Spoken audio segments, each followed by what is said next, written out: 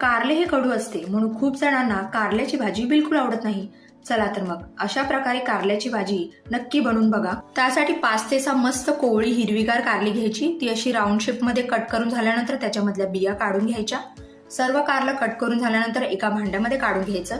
भरपूर असं पाणी घालायचं, मीठ घालायचं, मिक्स करून घ्यायचं आणि थोड्या वेळासाठी बाजूला ठेवून द्यायचं. आता मिक्सरच्या भांड्यामध्ये खोबरे आणि लसूण घालून बारीक वाटून घ्यायचं. गॅसवर पॅन ठेवून पॅन मध्ये तेल घालायचं. तेल गरम झालं की कढीपत्ता, कांदा घालून कांदा मऊ झाला की हळद, जिरे पावडर घालायची, परतून घ्यायचं. खोबरे लसूणचं वाटण आणि लाल तिखट घालून पुन्हा एकदा परतून घ्यायचं. मिठाच्या पाण्यामध्ये भिजत ठेवलेले कारले स्वच्छ पाण्याने 2 ते 3 वेळा धुवून मसाल्यामध्ये घालून कोट करून घ्यायचे.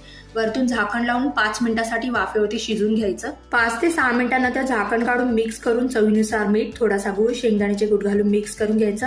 पुन्हा एकदा झाकण लावून 10 ते 15 मिनिटांसाठी कारले मंद आचेवरती शिजून घ्यायचे. वरतून थोडीशी कोथिंबीर भुरभुरायची.